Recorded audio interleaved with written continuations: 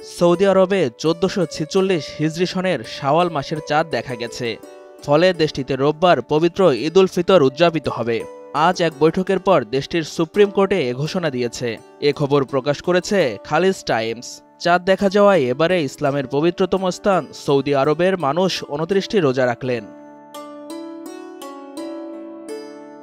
এদিকে ইন্দোনেশিয়ায় আজ ঈদের চাঁদ দেখা যায়নি। দেশটিতে আগামী সোমবার 31 মার্চ ঈদ উল ফিতর উদযাপিত হবে বলে ঘোষণা করা হয়েছে। মালয়েশিয়াও আনুষ্ঠানিকভাবে ঈদের ঘোষণা দিয়েছে। আগামী 31 মার্চ সোমবার দেশটিতে ঈদ উদযাপন করা হবে।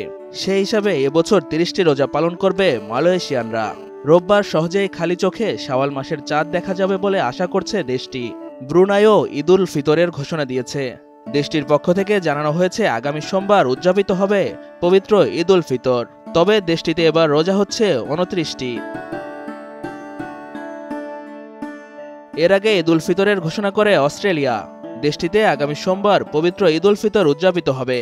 এদিকে বাংলাদেশে আগামীকাল রোববার 1446 হিজরি সনের পবিত্র শাওয়াল মাসের চাঁদ দেখা ও ঈদ উল ফিতরের তারিখ নির্ধারণের লক্ষ্যে জাতীয় চাঁদ দেখা কমিটির সভা ডাকা হয়েছে।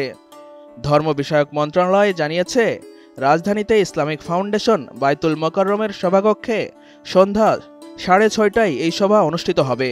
এতে ধর্ম বিষয়ক উপদেষ্টা আ.ফ.ম. খালিদ হোসেন উপস্থিত থাকবেন।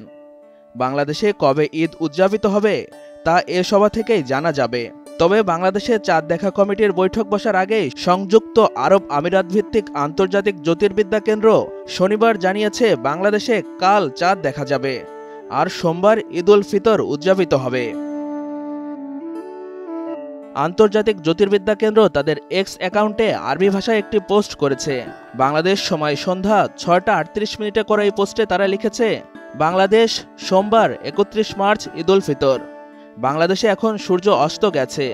আজ 28 রমজান। কাল রোববার খালি চোখে চাঁদ দেখা যাবে।